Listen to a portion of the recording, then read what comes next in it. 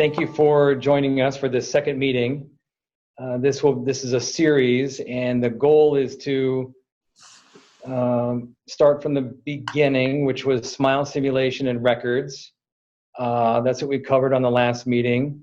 This meeting is the pin guide and the fixation base, and then you saw the invitations to the others, and we'll go through the whole process and through surgery, and then we're going to do the very last meeting will be a more in-depth about smile analysis, vertical analysis, how to really analyze these cases clinically for the proper records, and that'll be hosted by one of our long-term CDTs, and in fact one of the ones who really helped us create Chrome as it is today, Joe Ambrose. I'd love everybody to sign into that.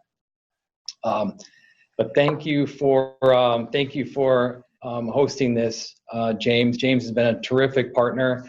I won't retell the story every morning or every meeting, but James did travel over here for just a simple printing, resin printing program that we had all the way over here in the States, and he and I met in the back of the room, and he saw Chrome, and he instantly saw the benefits of it, and went back and pondered it for a few weeks. Then he called me, and then it's been, a partnership and growth ever since, and it's wonderful. We probably would not be involved in Europe at all at this point without James, and so it's just a tremendous partnership. Chrome's a magnificent product. I didn't invent it, so I can say it's a magnificent product. Stateside, this is our facility. This picture is a little old. The bottom picture is now full of benches. Chrome has helped us grow tremendously over the past 3 years. We've completed 5,000 cases, and many of those are variations of Chrome. But for this lecture series, we're really going to stick with the main Chrome product, which is essentially going through the surgical process and delivering a flat ridge implants and basically a hybrid type prosthetic. That's Chrome at its essence, and I think we'll have a meeting a little bit down the road. Maybe that'll be our 6th meeting about the variations of Chrome, because there's about 7 different types of Chrome that can be delivered for different needs of patients, and they're wonderful as well. A few beta, but a few wonderful offerings. Chrome has a family of products. Most of these on the bottom have something to do with Chrome, and they were developed as solutions to develop, to get records, to attain records, and then also developed for all these different patient scenarios. And then, of course, the records for the final, the preview, the rapid appliance, the iJig, all methods to getting to a brilliant final. So a lot of these, you'll see some of these names come up during these presentations. So let me just read something. What I think this is what Chrome GuidedSMILE is. It's a pre-planned surgery that starts with the smile simulation and ends with a predictable method of delivering the final restoration. So in other words, Chrome is intended to deliver everything for a full arch surgery, from the very beginning when the patient says, hello, I want a new smile, all the way through to the final restoration 6 months after surgery or however long. But Chrome delivers bone reduction guidance. It delivers the osteotomy guidance, the implant control, the abutment insertion, simplified prosthetic conversion, and a very simplified method of converting to the final restoration, which is the rapid appliance. Chrome is a product that is repeated over and over and over again. If you watch our videos on our website, or if you watch them on the Quoris, or if you've completed them, you'll know that they are systematic, except for the pin guide, which is a little different for an edentulous, which we're going to talk about tonight. It's a pin guide. Everything subsequent to the pin guide is the same. Fixation base, that's the metal that holds all the stackable items. The osteotomy guide, which controls the drills and the rotation of the implant. And the carrier guide, which supports the prosthetic and is the barrier between the teeth and the prosthetic. That's essentially simulating tissue thickness. and the carrier guide, which is also directing the rotation of the abutments in this middle picture, and the nano ceramic prosthetic, and the rapid appliance. Those are essentially the 6 parts, the 6 stages of a chrome surgery, and they're just repeated over and over again. And I think you'll find that if you've completed plastic guides, any of the competitive guides on the market, you'll find that chrome is far different, far superior. And one of the reasons is what we're going to talk about today. That's the pin guide and the fixation base. There are very strategic parts about these 2 items that make surgery simple and surgery much different than all the plastic systems out there on the market. The pin guide will be the start of the conversation. The pin guide is how every single case starts. The whole purpose of that plastic device there, the pin guide, is to deliver the metal, the fixation base. So the pin guide delivers a fixation base. That's its only purpose. And it ensures that the case starts accurately.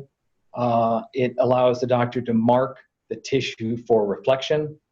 And on an edentulous case, it actually allows you to verify the bite before you even get started with the case. That's a nice perk on edentulous. The fixation base is essentially the foundation of the surgery and for the prosthetic conversion. Once the fixation base is in the mouth, it doesn't come out. And that's almost 100%. On some edentulous cases, the doctors have a technique where the fixation base will go in and then come out and lay a flap and then go back in again.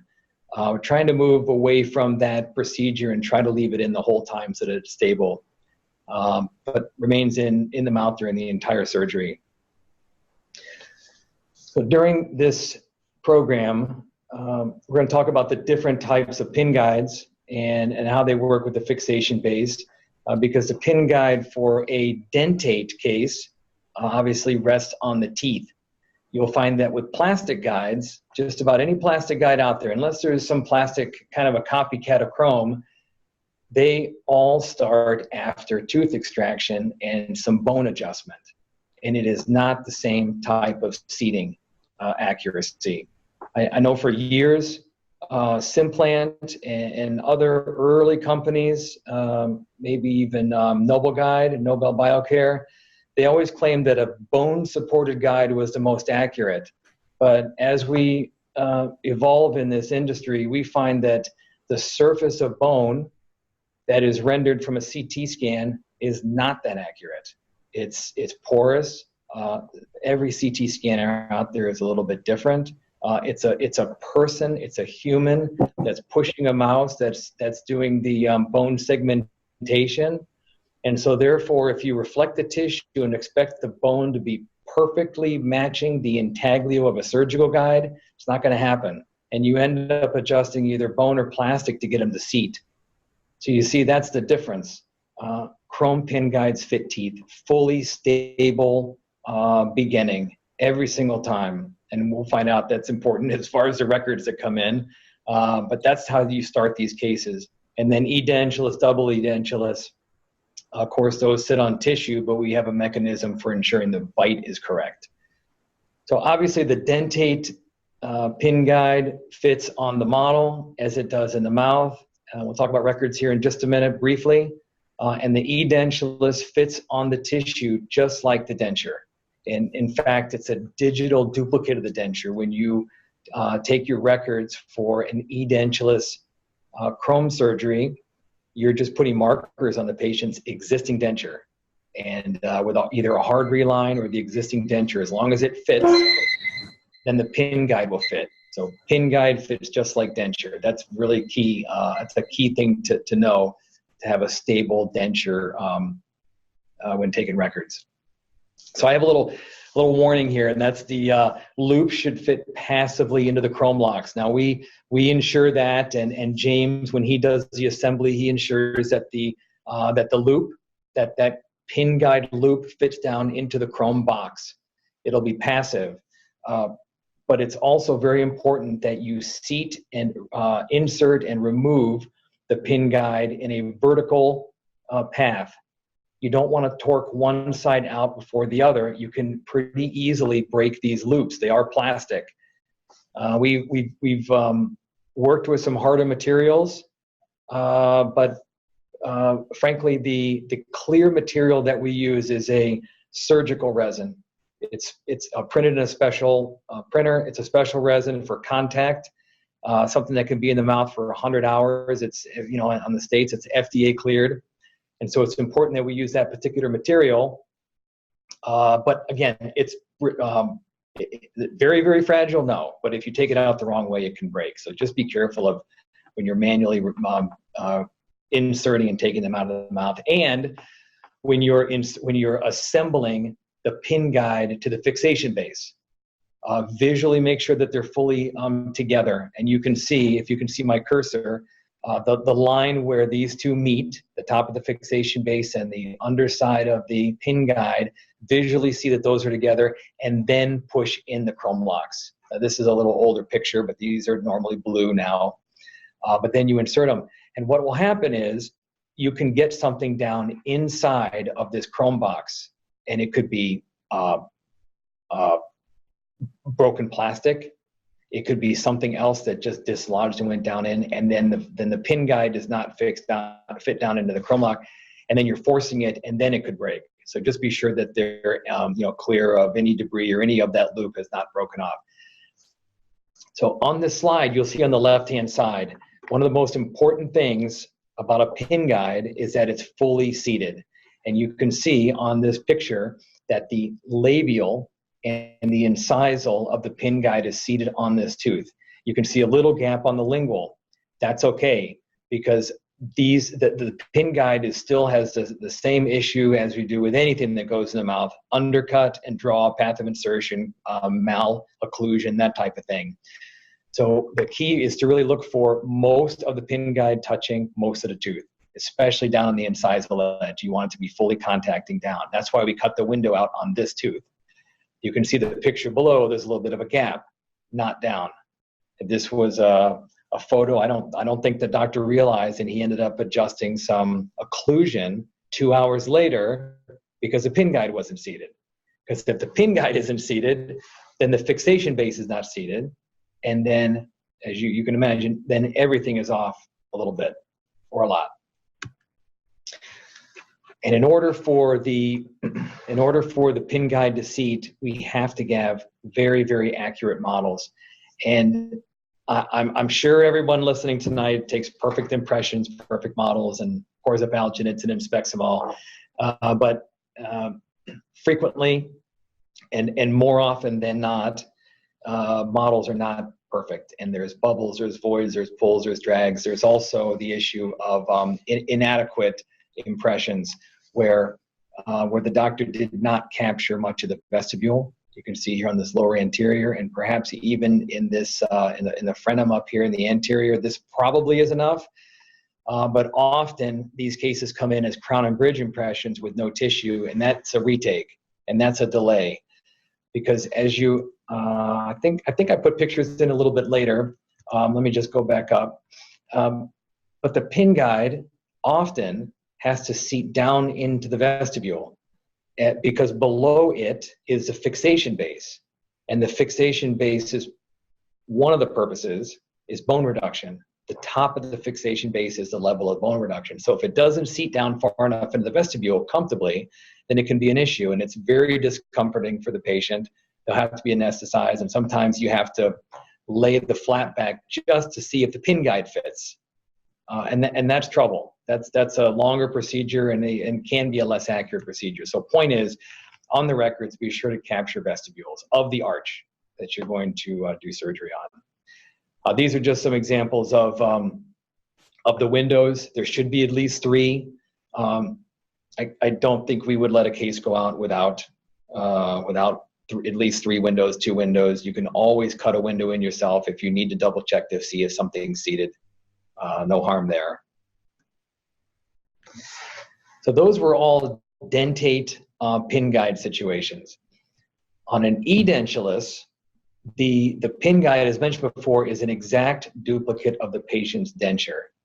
And one important thing, we talked about this last week in the records program, is that the denture the patient's wearing must fit. We've just discovered recently that if the patient has a soft reline, then it was historically, it always meant you had to remove the soft reline and do a hard reline. But that's not the case now. You can use blue mousse. I think there's a green mousse out there, but use blue mousse, do a reline blue mousse impression, and then take your CT scan with your markers, take your CT scan with the blue mousse in it. The blue mousse shows up as a radiolucent material, and then we can design the pin guide. But the pin guides will go in the mouth, and often you have to anesthetize, even to try in these, because they have the loops on them.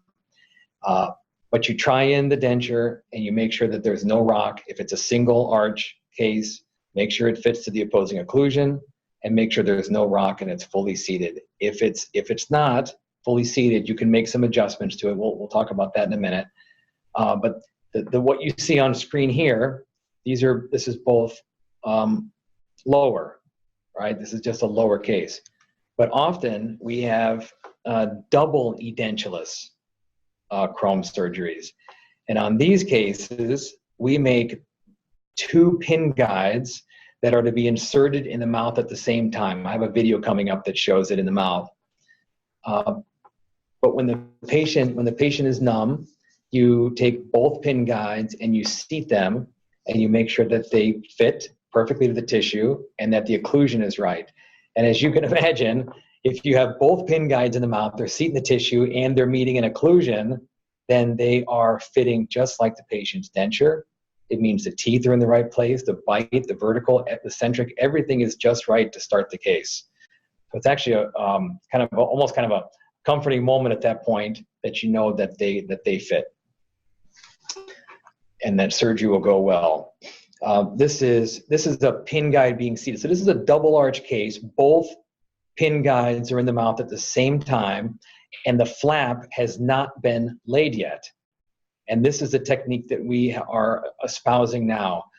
So insert both pin guides in, make sure they fit, equilibrate a little bit if needed until they fit just right, take them out, assemble them with the fixation base, and then reinsert both and drill right through the tissue.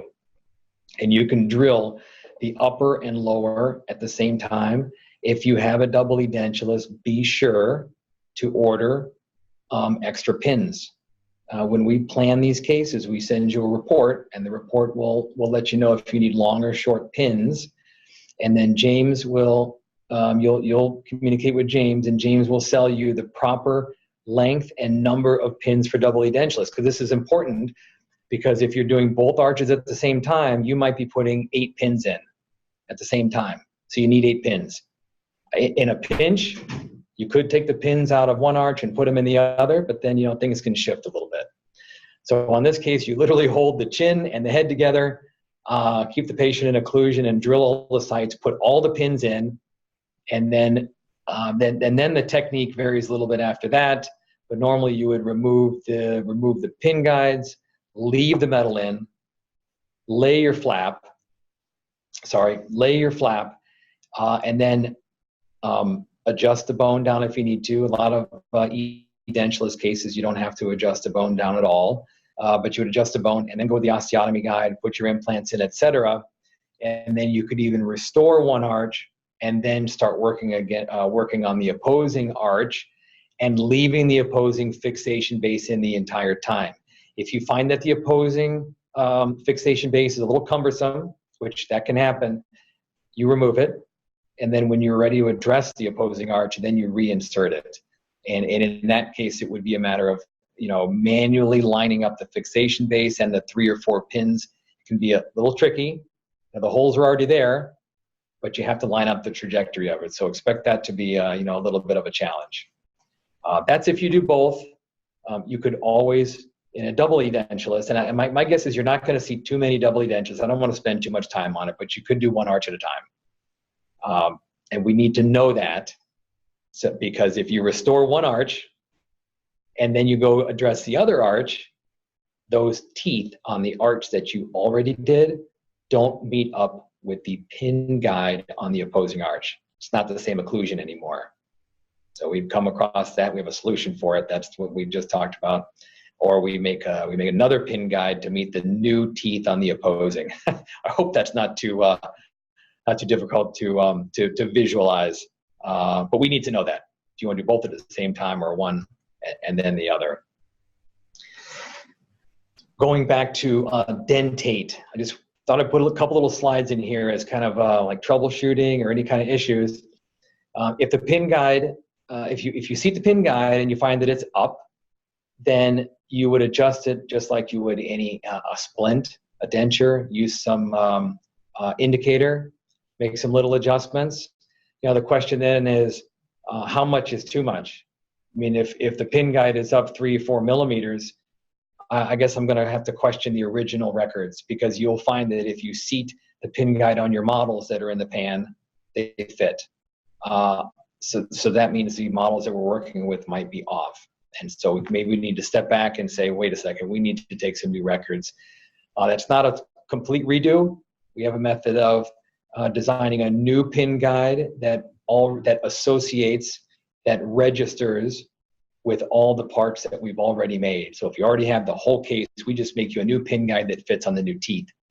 That has worked every time. Just a few times we've had to do that, because the pin guides always seat, because the models are accurate, because you sent us perfect records and we did our job evaluating them. So would not worry too much about pin guides not seating.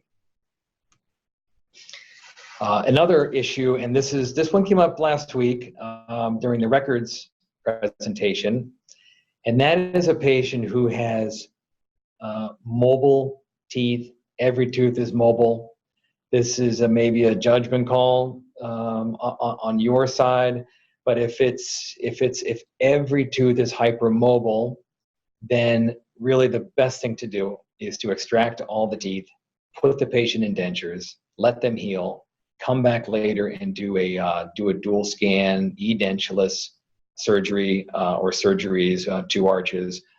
If you have a patient with half the teeth are mobile, half aren't, give us the mobility, the mobile teeth, because in the plan and in the online meeting that we have with you, we will discuss which teeth are going to come out prior to the pin guide going in. And we want to know which ones are mobile, because then we can limit it down to just the ones that are immobile, and those are the teeth we will not remove from the model.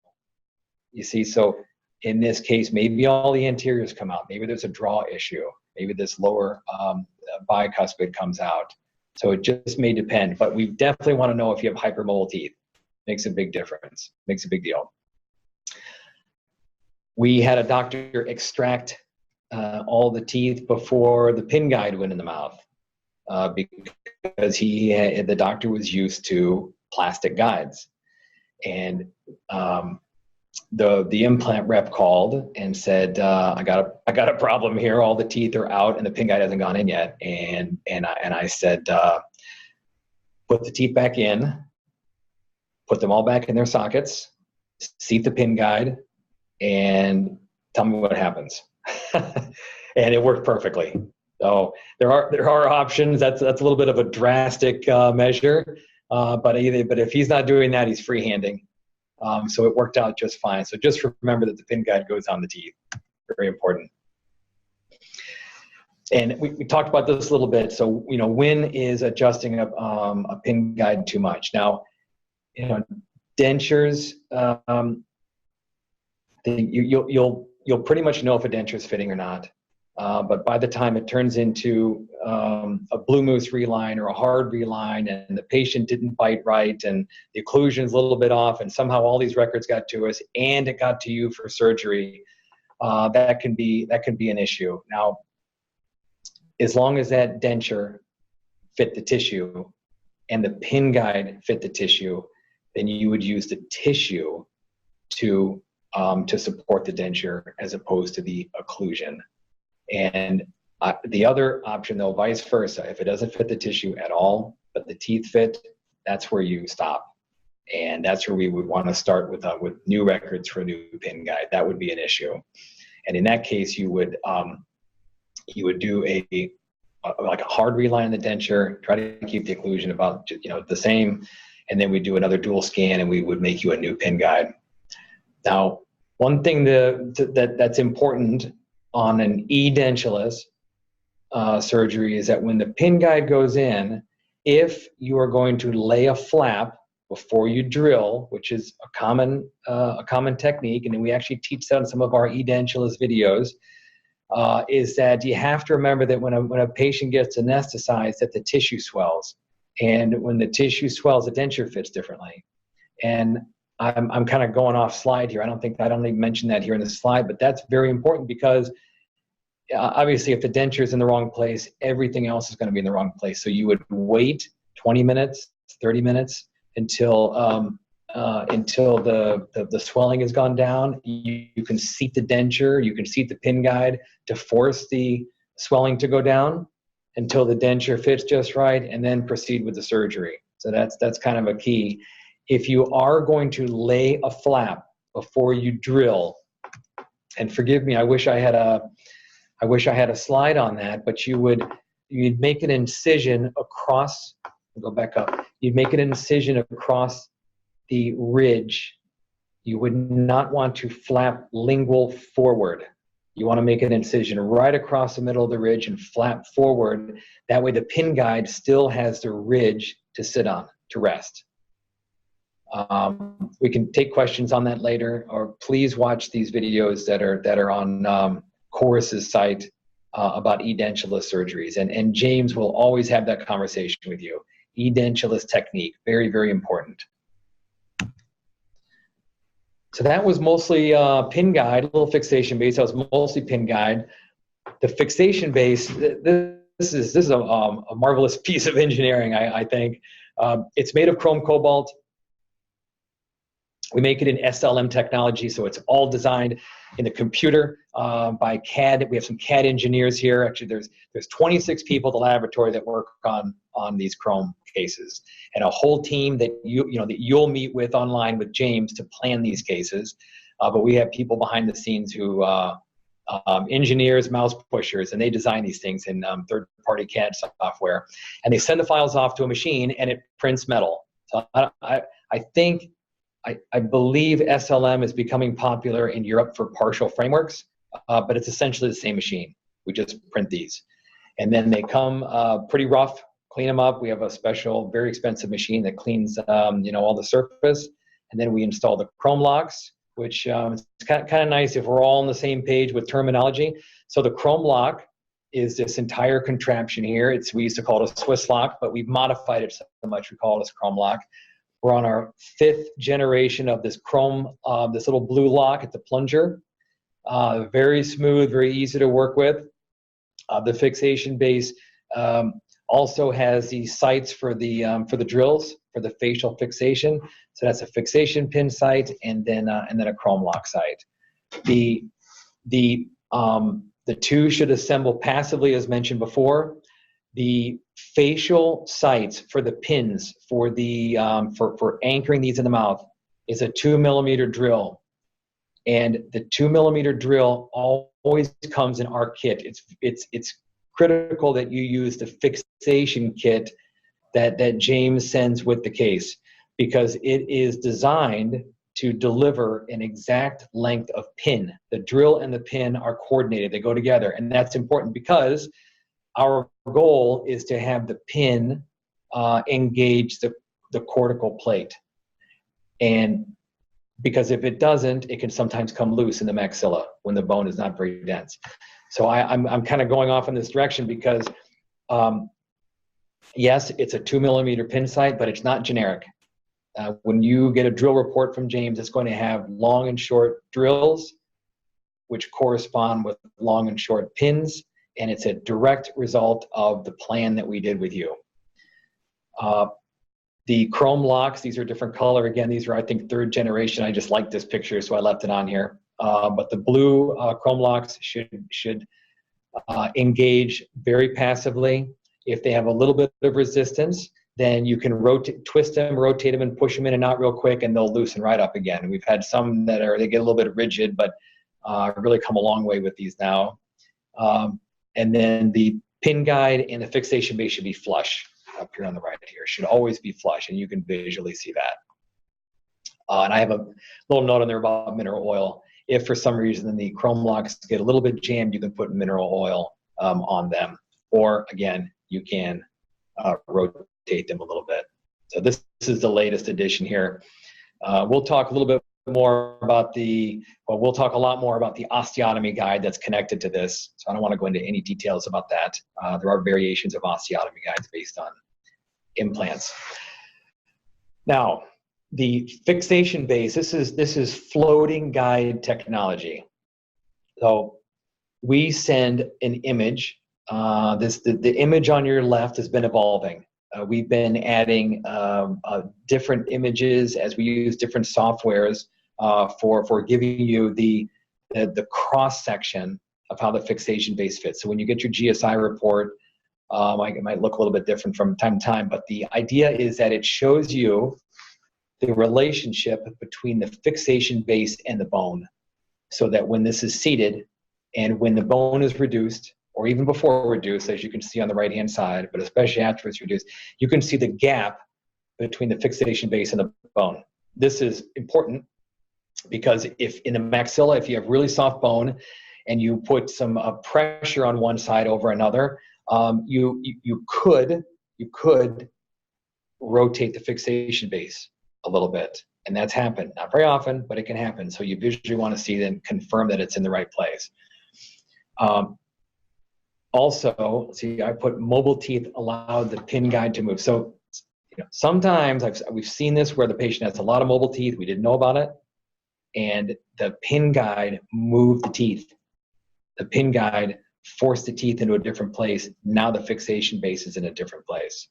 And that can be adjusted manually back to its right position, but that might cause the fixation base as well to be in a different place. This is an interesting thing. We posted this on Quoris' Facebook page a long time ago. What do you think this is? And this is a pin that went through a tooth. Now there were instructions on the GSI report that we sent that said, be sure to extract this tooth prior to putting the pin guide in. Well, that didn't happen. And so the drill went right through the root, and then the pin had to come out and extract the root. But there's always going to be instructions. Forgive me, not always, but if there were some important items that were discussed in the online meeting, those notes are taken and they're added to the GSI report. So it's very important to read those. They mostly involve the beginning of the case, extraction of teeth, removal of tori. There's exostasis. There's different things in there that we talk about during the meeting. Yeah, there's another one where the pin went right through the root. This doctor did extract this tooth first, Dr. Underwood. But you'll have a warning. Oops. Full volume there. So what if the patient exhibits malocclusion? I've mentioned this a few times during the program, but that patient on the left, that is a tooth. That is, we have a training center in Mexico, and this was an actual case, a patient that came in for chrome, and that tooth had been to that patient's entire life. And that tooth, of course, had to be extracted before the pin guide goes in, but sometimes it's a little bit more simple, just a tooth in one direction or another. Teeth are coming out anyway, so just follow the instructions and extract your teeth prior to insertion. That is the fixation base and pin guide, and I would be happy to take any questions. James, if you wanna MC the questions, I'd be delighted to answer anything I can. There's a few questions have come in, Alan, there just to me on WhatsApp actually. Yeah, please. About the pins, I think you mentioned it, which was how important is it to use the specific pins that are sent? Yeah. The answer to that is you have to use the drill and the pins that are sent with the kit. Yeah, you do. And let's say this has happened. The drill goes through the pin guide and goes at an off angle because of bone. It just gets misdirected and it breaks. Well, as mentioned, it's a 2 millimeter drill, and it has a specific length, whether it's long or short. You could pull the 2 millimeter drill out of your arsenal and just simply take a Sharpie and mark it, and then use your other drill. But the pin still that you'd use our pin, not another pin. That's important. In fact, we are right now in development. I think that this is kind of important too. We're in development now of a new pin, James, that's we're still going to have the long and the short, but every single drill is going to have a step at the end of it. The last 4 millimeters of the drill are going to go from 2 millimeter down to 1.8, which will be critical in these maxillary cases with soft bone. The drills the pins will still be 2 millimeters, but when they enter the lingual cortical plate, you'll have to use a mallet and tap them in. Yeah. Well, the other way of handling the maxilla is not to drill to full depth. Yes. 3 to pin in the last little bit, because the fixation or the security of your fixation base is critical to your case. I cannot stress this enough, that the way that I do it chair side is I say this is the deep breath moment. It's the moment where everybody needs to be switched on. The nurse needs to be switched on. The dentist needs to be switched on. Once that pin guide goes onto the teeth, you've got your flap raised, everybody has to be singing off the same hymn sheet. Until those pinholes are drilled and the pins are put in by fingers, you cannot relax. It is the most important step as concerned. And it is the bit that leads on. So you make an error at that, or you don't spot that the pin guide doesn't fit, although we have none that haven't fitted so far, then you're going to carry that little mistake all the way through your surgery. So it is the deep breath moment, and you must get it right. Let me mention one more thing on that, James. Thank you for that. That's all dead on. When you're in the maxilla, and if you drill and you find your drill drops in very easily, then go ahead and put the pin in. But on the next one, be very careful, because you'll drop the drill all the way through again, and then you can easily have a fixation base that's loose. Just drill halfway in, and then surgical mallet, and then drive your pin in the rest of the way. Yeah, it's very important. The mandible's a little bit different, but certainly on the maxilla. And the other thing is to read the instructions. So a tooth coming out usually means the tooth has to come out. So, and my other thing is that maybe would be good, it comes down probably to the use of this, is not to leverage on the fixation base when it's in place. So there's a temptation when the fixation base comes in for dentists to hold on to it, to use it as a lever when they're starting to take teeth out.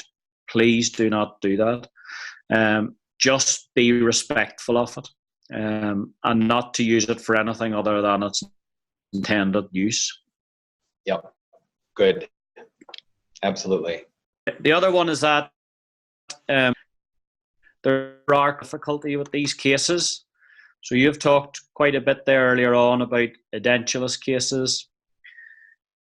Again, my advice is not to start with an edentulous case, is to start with a dentate case, or obviously a part dentate case, because the process is slightly simpler at the start. The edentulous cases are more challenging, and the courses that we will run will be based on the difficulty of the case. Right. So in an edentulous case, if you want to do one, but it's just a word of warning that to make the edentulous case work, you must have a good fitting temporary denture that is then copied and used as your scan appliance. Partial dentures or worn out old dentures are not going to be any good. So just to remind you, we talked about that during the record phase. But if you are wanting to start off, a part dentate case is probably this case. Right. And start off with a single arch case, not a double arch. Yeah, single arch. Yeah. I have another question, Alan. Can you use a conventional full mouth wax up for these cases? That's a great question. Yes, and what we would need in those cases are two models. One model that is of the wax up that you've decided, and the other would be the patient's current condition, because the current condition is how the pin guide is going to fit. But the wax up will obviously give us where we want to design the teeth and so forth. I'd recommend sending that to James, and if you need to work out a vertical opening, we talked a lot about taking those measurements in the mouth, Shimbashi measurement and so forth, but you want to idealize the bite with that wax up. Now that might mean performing a wax up, making a matrix, doing some flowable in the mouth, and testing that bite. Maybe the patient goes off in temporaries and confirm that that's the bite that you want, the vertical, and then you would send us to two casts. There is another way to do this too, which is we've done many times, is you've done a wax up, and if the patient doesn't have too much malocclusion, then make some temporaries for the patient. Make the full arch temp. Those are the new teeth the patient will have moving forward, and you could base all of your records off of that temp. So in other words, you would take a CT scan with the temp, you would take your master cast with the temp, and you'd have them bonded in place, and the pin guide would fit the temp. And we do that often. It's a nice solution. But at a minimum, yes, of course, a wax up study model. That's our study model. There's a product that we use. There's two different methods. One of them is called this. I mentioned it's a bite proof, and and James can order that. He can make that, and that is where we do a full diagnostic wax up for you. It can be based on your analog wax up, and we would digitally produce a full, make them either way. And another nice solution is when you know the patient, like you're doing a single arch chrome case now, but you're going to do the opposing in the future, is to idealize the surgical arch, make the occlusion ideal, and then use a bite proof on the opposing teeth, and then the patient has an ideal bite that they're going to have forever. And then the opposing is much easier to fabricate because the occlusion is right. It's a nice technique. Yeah, that actually is relevant for one of the cases that Alan had himself on Monday, Alan Wilson. Another question has come in. If the fixed base is slightly loose during the procedure, for whatever reason, leaning on it, poor bone, extraction site, whatever, are there steps to then take to rectify this, or is it start again? Basically, they want to know at what stage would you abort and start again?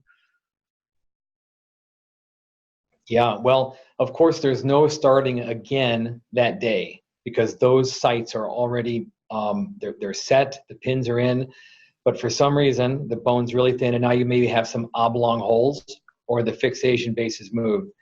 So if the teeth are still in, then you could reinsert the pin guide, align the fixation base where it should be, and you could fill the gap between the fixation and the base with, it's not going to sound very good, but some cotton rolls, and kind of hold it in place. If all the teeth have been extracted and you notice that the fixation base is loose, then all the pins are all at different trajectories. So it should not move very much. And then you want to go back to the plan.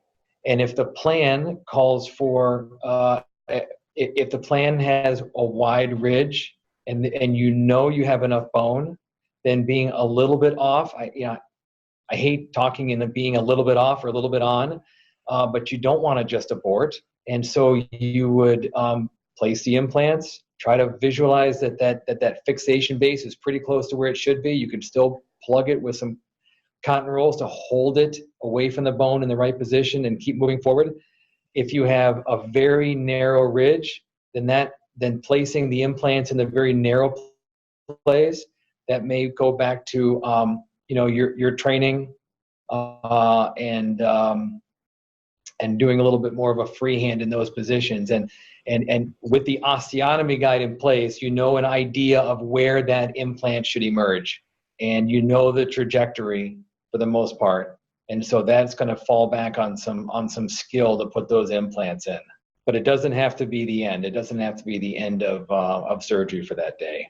If it's an issue with the fixation base moving, it's usually a lateral movement, not a vertical movement. You're not going to place an implant any deeper because of it.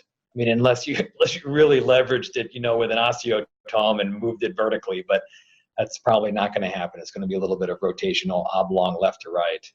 Yeah, and I think the only other thing that I would add, if I may, is, again, you mentioned it last time, Alan, which was when you're placing the pin guide itself, so you don't have the fixation base on it. And on the models, if the models haven't shown the vestibule, you guys have to guess where the extension of that pin guide is going to be, and a little bit uncomfortable for the patient. We had one of them, actually, the case yesterday, where when you look back at the model, there wasn't a very clear vestibule. And so it was a little bit tricky whenever the pin guide went in. It was more difficult to get it to seat. You really had to push it very, very hard, simply because it was impinging on the tissue, because it wasn't clear where the tissue was on the impression. Yeah. So really make sure we get good impressions of the vestibule. Yeah, full anatomical impression. And the other thing about getting an impression is, if you're going to want to order a backup denture, and on a maxilla, you want the denture to be ideal. You want it to go all the way back to the vibrating line, and you want it to fill the roll. You don't want us having to guess on where that denture's flange should end. James is going to send a follow-up email, and thank you very much for joining us. I think James and Quoris have a private, I don't know if is it closed, your Facebook page, or is it open? No, it's open. Oh, it's open. Oh gosh. Okay. Well, I hope you send everybody an invitation to that. Yeah. That's where that's where he posts the cases, the tricks, the tips. What happened today in surgery? How do we fix it? I mean, it's marvelous. That's how this whole community of Chrome users grow, because experienced people post responses, fixes, what they did in that situation. It's just a wonderful way to develop your Chrome skills and others, other surgical skills too. So our topic next Wednesday is osteotomy guide and carrier guide. Sound good? That's the easy bit. That's the easy bit. Yeah. Okay. Thank you again, everyone. Thanks, Alan. All right.